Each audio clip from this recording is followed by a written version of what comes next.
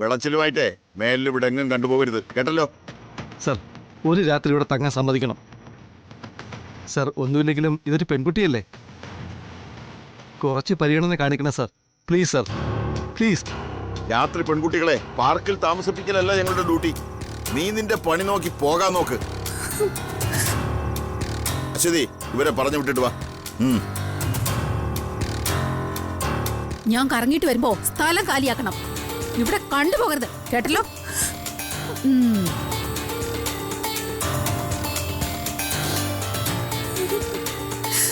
ആരതി, നമുക്ക് വേറെ വഴിയില്ല. എവിടെയെങ്കിലും മുറി എടുക്കാം. ഇനിയെങ്കിലും നീ ഒന്ന് സമ്മതിക്കേ, പ്ലീസ്. ആരതി, ആരതി, എനിക്ക് പേടിയാ, സത്യമായിട്ടും പേടിയാ. അതാ ഞാൻ വരാത്ത. എന്നെ നിർബന്ധിക്കരുത്. ഞാൻ വരില്ല, ഞാൻ വരില്ല.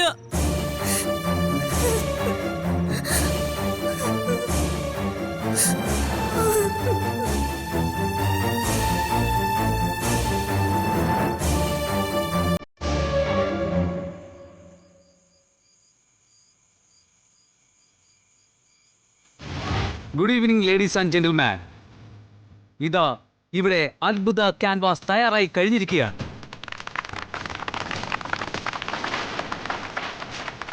നമ്മുടെ അനുഗ്രഹീത ചിത്രകാരി മിസ് ആര്യയും ചിത്രം വരയ്ക്കാൻ തയ്യാറായി കഴിഞ്ഞു.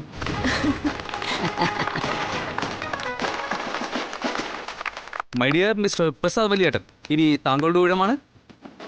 അങ്ങയുടെ മനസ്സിലുള്ള ആ പഴയ പെൺകുട്ടിയുടെ ചിത്രം വാക്കുകളിലൂടെ പറഞ്ഞു കൊടുക്കൂ.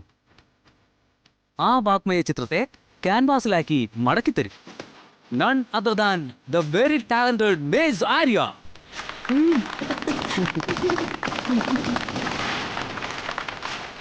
അതെ, മതി മതി വാചോടി. നിന്ന് മുഷിപ്പിക്കാതെ നീ മാറ്. ബാക്കിയുള്ള കാര്യങ്ങള് പ്രസാദും ആര്യയും കൂടെ ചെയ്തോളും. അത് മതി. ശരി ശരി, ഓക്കെ ഓക്കെ. പ്രേക്ഷകരുടെ അഭ്യർത്ഥന മാനിച്ച് തൽക്കാലം ഞാൻ പിന്മാറുകയാണ്. I wish Miss Arya and Mr. Prasad a very best of luck.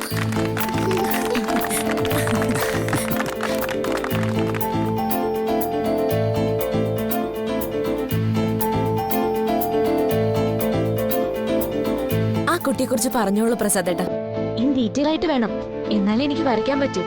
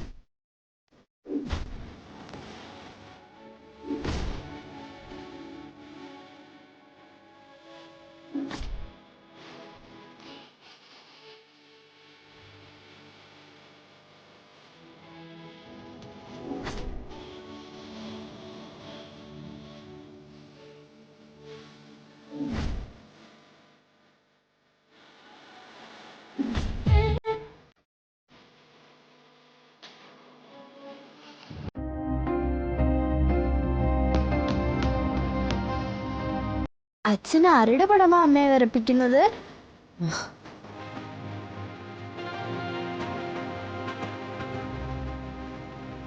അമ്മേ, ആരുടെ പടമാന്നാ ചോദിച്ചത്?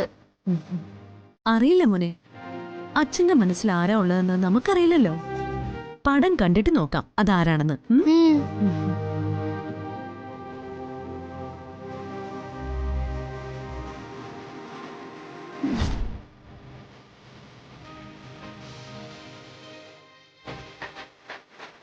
പ്രസാദേട്ടാ, ഞാൻ വരച്ചു കഴിഞ്ഞു.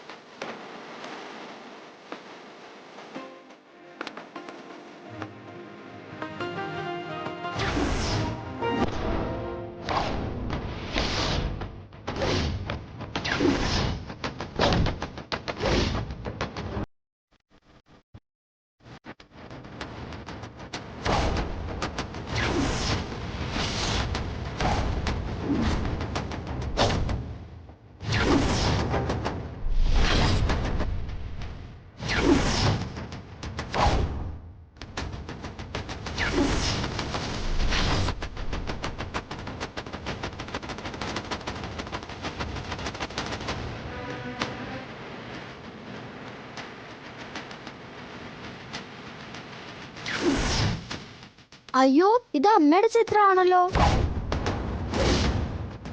അപ്പൊ അച്ഛന്റെ മനസ്സിലുള്ളത് അമ്മയാണല്ലേ? അമ്മയാണ് ഏറ്റവും ഇഷ്ടം, എന്നോടല്ലല്ലേ?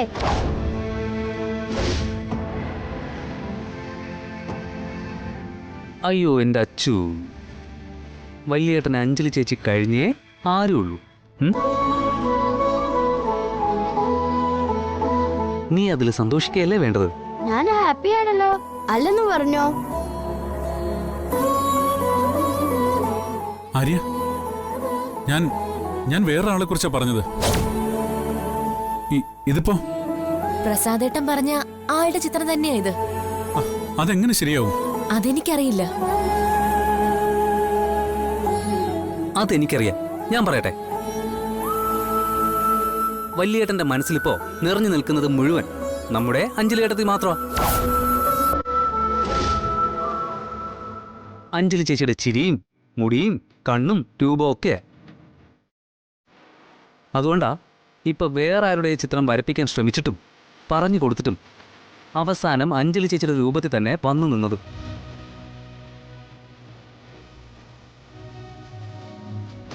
ഞാൻ രാധയെക്കുറിച്ച് തന്നെയാണല്ലോ പറഞ്ഞത്. എൻ്റെ മനസ്സിൽ രാധ മാത്രമേ ഉണ്ടായിരുന്നുള്ളൂ. എന്നിട്ടും ഇതെങ്ങനെ അഞ്ജലിയുടെ ചിത്രമായി? നീ എന്തിനാ പ്രസാദ് ടെൻഷൻ അടിക്കുന്നത്? എല്ലാ ഭർത്താക്കന്മാരും മനസ്സിലുള്ളത് പുറത്തു പറഞ്ഞാൽ മറ്റ് പല പെണ്ണുങ്ങളുടെയും ചിത്രമായിരിക്കും അവരുടെ മനസ്സിൽ.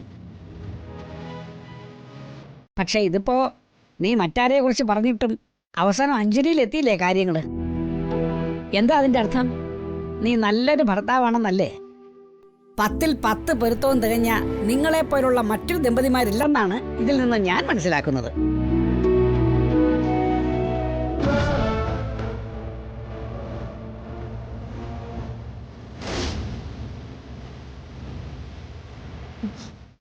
വേണ്ട.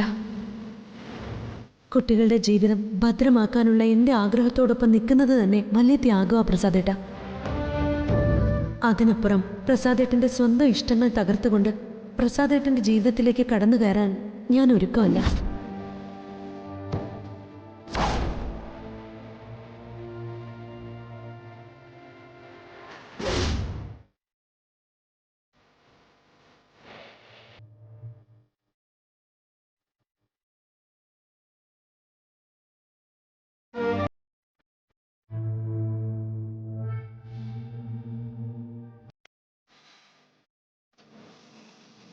അച്ഛനെന്തോ അമ്മ വിഷമിച്ചു പോയത്? സമയം ഒരുപാട് വൈകി, നീ പോയി കിടക്കാൻ നോക്ക്.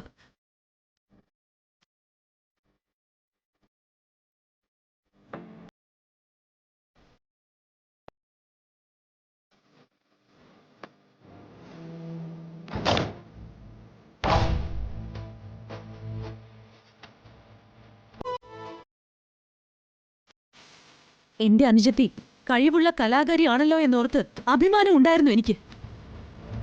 പക്ഷേ ഇപ്പൊ നീ കാണിച്ചത് വളരെ വളരെ മോശമായിപ്പോയി ആര്യ. വലിയ ഞാൻ വേണ്ട, ഇനി ഒന്നും കേൾക്കണ്ട എനിക്ക്. ഈ പടം നീ തന്നെ അങ്ങ് കീറി കളഞ്ഞാ മതി.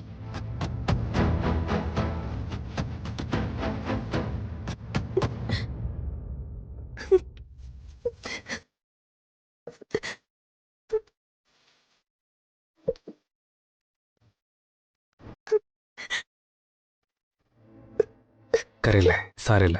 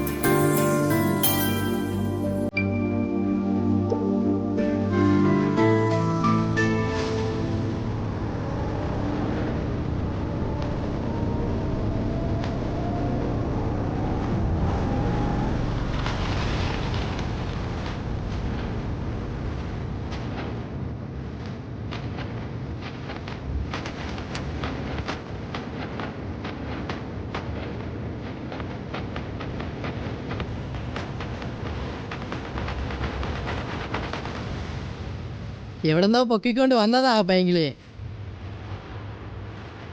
അവനെ നമുക്ക് ഇരുട്ടടി അടിച്ചിട്ട് അവളങ്ങ് പൊക്കിയാലോ? ആ അത് സൂപ്പർ. നിങ്ങൾ നിൽക്കി, ഞാൻ തന്നെ ആദ്യം ഒരു നമ്പർ ഇട്ട് നോക്കാം.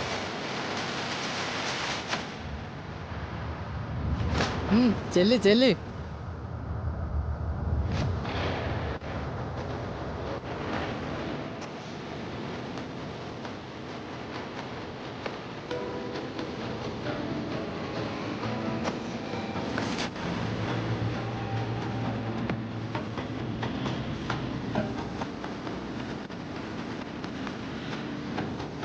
ഇന്ന് വല്ലതും നടക്കും.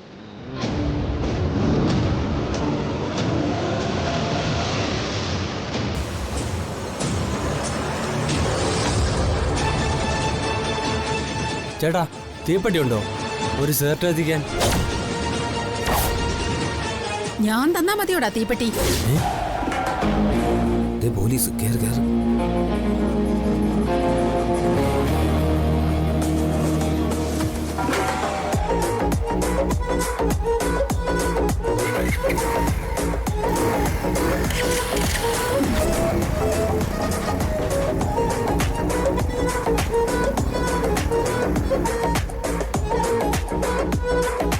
ആരാ അവന്മാര്? അറിയില്ല മാഡം, ഞങ്ങൾ നിൽക്കുന്നത് കണ്ട് അനാവശ്യം പറഞ്ഞു വന്നതാ. അതാ രാത്രി അയാളുടെ ചില മനുഷ്യരുടെ ഗുണം. തോലിന്റെ അകത്തൊന്ന് ചെന്നായി തല നീട്ടും റോസ്കൽസ്. അല്ല, നിങ്ങളെന്താ ഇവിടെ വന്ന് നിൽക്കുന്നേ? ഇതുവരെ പോയില്ലേ? ഇവിടെ നിന്നാ കൂടുതൽ പ്രശ്നമാവും കേട്ടോ. മനുഷ്യര് പലതരക്കാരാ. രാത്രി ആവുമ്പോ കള്ളും മയക്കുമരുന്നും ഒക്കെ കയറ്റി ഇര പിടിക്കാൻ ചാടുന്നവരും ഉണ്ടാവും. അവർക്കിടയില് ഒരു പെൺകുട്ടിയെ കൊണ്ട് ഇവിടെ നിൽക്കുന്നത് വലിയ റിസ്ക് ആണ്. മാഡം, ഞങ്ങൾ ശരിക്കും ഭാര്യ ഭർത്താക്കന്മാർ തന്നെയാ. പോലീസിന്റെ കണ്ണാ എന്റേത്. പെട്ടെന്ന് കള്ളത്തരം പിടിക്കും. നിങ്ങൾ കുഴപ്പക്കാരൊന്നുമല്ലെന്ന് മനസ്സിലായി, പക്ഷെ എന്തോ ഒരു കള്ളത്തരം ഉണ്ട് രണ്ടിന്റെ കയ്യില്. ഒളിച്ചോടി പോന്നതല്ലേ? അയ്യോ അല്ല മാഡം, ഞാൻ പരീക്ഷ എഴുതാൻ വന്നത് തന്നെയാ. കേസിന്റെ പരീക്ഷയാ. ഞാൻ ഫോട്ടോ കാണിച്ചു തരാം മാഡം. നോക്കണം മാഡം, ഇതാണ് ഫോട്ടോ. ശരി, സമ്മതിച്ചു. പിന്നെ നിങ്ങൾ എന്തിനാ ഇവിടെ നിൽക്കുന്നേ? റൂം എടുക്കാൻ പൈസ ഇല്ലേ? ആ, അതല്ല മാഡം, ഇവൾക്ക് ഇത്തിരി മെന്റൽ പ്രോബ്ലം ഉണ്ട്, അതാണ് പ്രശ്നം. അയ്യോ മാഡം പേടിക്കണ്ട, അങ്ങനെയുള്ള പ്രശ്നമൊന്നുമില്ല. പിന്നെ ഇവളൊരു കൂട്ടുകുടുംബത്തിലാ ജനിച്ചതും വളർന്നതും. ഇതുവരെ അമ്മ അമ്മായിമാരും ചേച്ചിമാരും അനിയത്തിമാരും ഒക്കെ ആയിട്ടാ ഒരുമിച്ച് വളർന്നു വന്നത്. ഇപ്പൊ വേറൊരിടത്ത് ഒറ്റയ്ക്ക് നിൽക്കാൻ പറഞ്ഞ വലിയ ബുദ്ധിമുട്ടാ.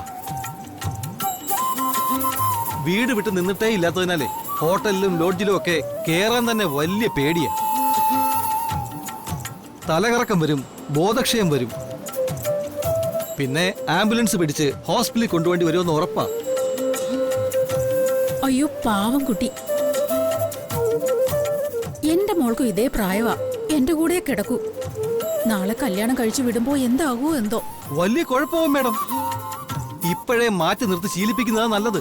ശരിയാ, നിങ്ങൾ രണ്ടുപേരും പെൺകുട്ടികളായിരുന്നെങ്കിൽ ഈ രാത്രി ഞാൻ എന്റെ വീട്ടിൽ താമസിപ്പിക്കായിരുന്നു. എന്തു ചെയ്യാം, ഇയാൾ ഒരു പുരുഷനായി പോയില്ലേ. സാരമില്ല, ഞാൻ പോട്ടെ അപ്പോ. മാഡം, പിന്നെ എന്നെ ഒരു സ്ത്രീയായി കണ്ടാൽ മതി മാഡം. ഈ ഒരു രാത്രിയിലേക്ക് താനത് പോയേ. ഞാനും പെൺമക്കളും തനിച്ച് താമസിക്കുന്നിടത്ത് തന്നെ കയറ്റാൻ പറ്റില്ല. വിഷമിക്കാതെ ഞാൻ ഒന്നുകൂടി നോക്കട്ടെ. Madam madam madam madam madam madam എൻ്റെ കാര്യം സാരമില്ല. സാരം ഉണ്ടോ എന്റെ പെൺമക്കൾ? അതല്ല മാഡം, ഞാൻ മാഡത്തിൻ്റെ വീട്ടിലേക്ക് വരുന്നില്ലെന്നാണ് ഉദ്ദേശിച്ചത്. മാഡത്തിന് അവളെ കൊണ്ടുപോകാൻ പറ്റുമോ? ഈ ഒരു രാത്രി അവളെ വീട്ടിൽ നിർത്തിയാൽ മതി. രാവിലെ ഞാൻ വന്ന് കൂട്ടിക്കോളാം. അവളെ ഫോൺ വിളിച്ച് ഞാൻ വന്നോളാം അങ്ങോട്ട്. താനിവിടെ തനിച്ച് നിൽക്കാനോ? അത് റിസ്കാ. ആരെങ്കിലും കണ്ടാലേ കള്ളനാണെന്നും മോഷ്ടിക്കാനായിട്ട് ഇറങ്ങിയതാണെന്നും ഒക്കെ പറഞ്ഞെന്നിരിക്കും. ഭാര്യ കൂടെ ഉണ്ടെങ്കിൽ അത് രക്ഷയാ. അത് സാരമില്ല മാഡം, അവൾക്ക് നാളെ പരീക്ഷയുള്ളതാ. ഉറക്കം വിളച്ചാൽ ഇത്രയും കാലം അധ്വാനിച്ചത് വെറുതെ ആയി പോവും. എനിക്ക് എന്ത് പറ്റിയാലും കുഴപ്പമില്ല മാഡം. മാഡം ഒരു പോലീസുകാരിയല്ലേ. മാഡത്തിൻ്റെ കൂടെ അവൾ സുരക്ഷിതയായിരിക്കുമെന്ന് എനിക്കറിയാം. പ്ലീസ് മാഡം, നിങ്ങളെ സഹായിക്കണം. കാല് പിടിക്കാൻ ഞാൻ.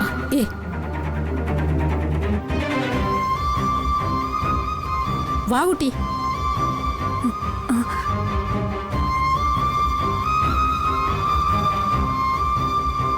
കല്യാണം കഴിഞ്ഞ കാലത്ത് പഠിക്കാനോ ജോലിക്കോ ഒന്നും ഹസ്ബൻഡ് എന്നെ വിടില്ലായിരുന്നു. അങ്ങേര് മരിച്ച പിന്നെയാ ടെസ്റ്റ് എഴുതി ഞാൻ ജോലിക്ക് കയറിയത്. നീ കൃത്യമായിട്ട് പരീക്ഷ എഴുതണമെന്ന് നിന്നേക്കാൾ നിർബന്ധമുള്ള ഒരു ഭർത്താവിനെ കിട്ടിയില്ലേ?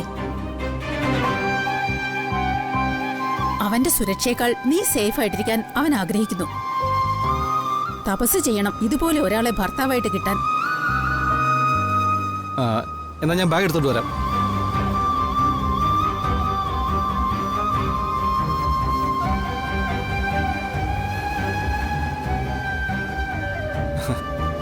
ദാ പിടിക്ക്.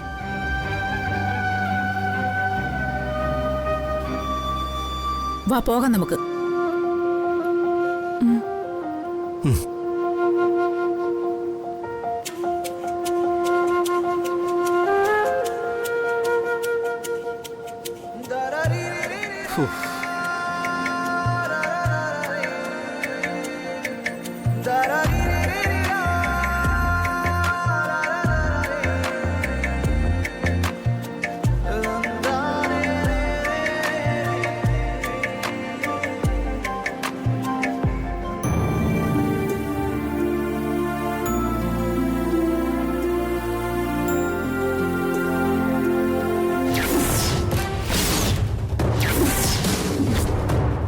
അയ്യോ, ഇത് അമ്മയുടെ ചിത്രമാണല്ലോ.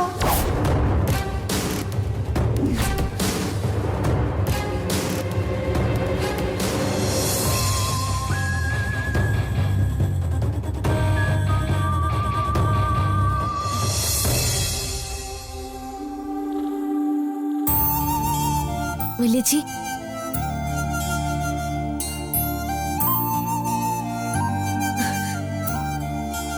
വല്യേച്ചി, വല്യേച്ചി എന്താ എന്നെ നോക്കാത്തത്? ഇങ്ങോട്ടൊന്ന് നോക്ക് വല്യേച്ചി. എന്തിനാ എന്നോട് ഈ പിണക്കം? എന്തെങ്കിലും ഒരു തെറ്റ് എന്റെ ഭാഗത്തുനിന്ന് വന്നാ വല്യേച്ചിക്ക് വിഷമായെന്ന് തോന്നിയ കാല് പിടിച്ച് മാപ്പ് പറയാനും മനസ്സുകൊണ്ട് ഒരു കുറച്ചിലും ഇല്ലാത്തവളാ ഞാൻ. സത്യാ ഞാൻ പറഞ്ഞത്. പെറ്റമ്മയെ കണ്ട ഓർമ്മ എനിക്കിതുവരെ ഇല്ല. സുഭദ്രേച്ചിയാ നമ്മളെ വളർത്തിയത്. അമ്മയെല്ലാം അറിഞ്ഞിട്ടും ഒരമ്മയുടെ വാത്സല്യം കിട്ടാനുള്ള കൊതി കൊണ്ടാ സുഭദ്രേച്ചിയെ നമ്മള് സുഭദ്രാമയെന്ന് വിളിച്ചത്. പക്ഷെ ഇപ്പൊ നമുക്ക് ആരുമില്ല. അച്ഛന്റെ അമ്മയുടെ ഒക്കെ സ്ഥാനത്ത് എനിക്ക് ആകെയുള്ളത് എന്റെ വല്യേച്ചിയാ. ആ വല്യേച്ചി ഇങ്ങനെ മിണ്ടാതിരുന്ന എനിക്ക് സഹിക്കാൻ കഴിയില്ല. ശാസിക്കാനോ ശിക്ഷിക്കാനോ ഒക്കെയുള്ള അവകാശം തീരെഴുതി തന്നിട്ടുണ്ട് ഞാൻ.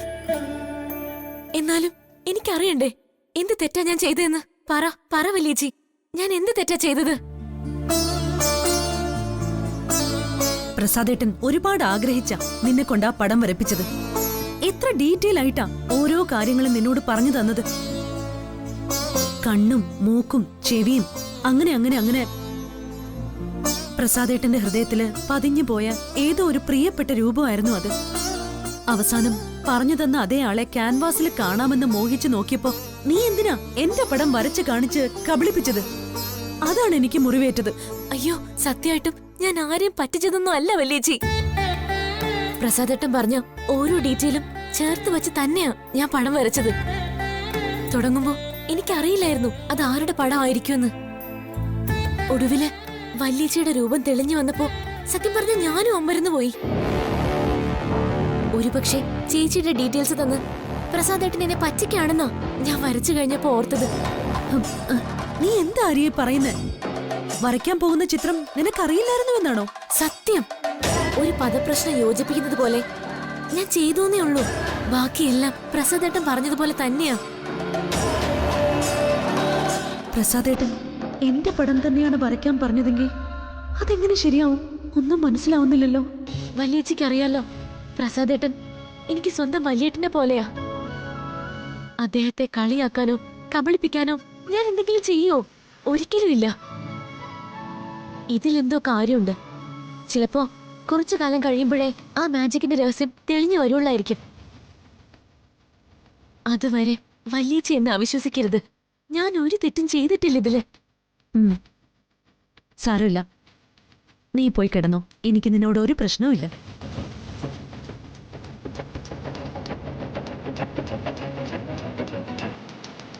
താങ്ക് യു വല്യേച്ചി. പക്ഷേ ഒരു കാര്യം ഞാൻ ചോദിച്ചോട്ടെ, പ്രസാദേട്ടൻ മനസ്സിലുള്ളൊരു പെണ്ണിന്റെ രൂപം വരയ്ക്കാൻ പറഞ്ഞത്, ഞാൻ വരച്ചത് ചേച്ചിയുടെ രൂപവും. ഏതൊരു ഭാര്യയ്ക്കും ഉള്ളിൽ സന്തോഷം തോന്നേണ്ടതല്ലേ ഇത് കാണുമ്പോ? പക്ഷേ ചേച്ചി ആ നിമിഷം മുതൽ ദാ ഇപ്പോ വരെ അതിൽ വിഷമിക്കുന്നേ ഉള്ളൂ. എന്താ അതിന്റെ അർത്ഥം? നിങ്ങൾ തമ്മില് നല്ല ഭാര്യ ഭർത്താക്കന്മാരല്ലേ അപ്പോ? അല്ലേ?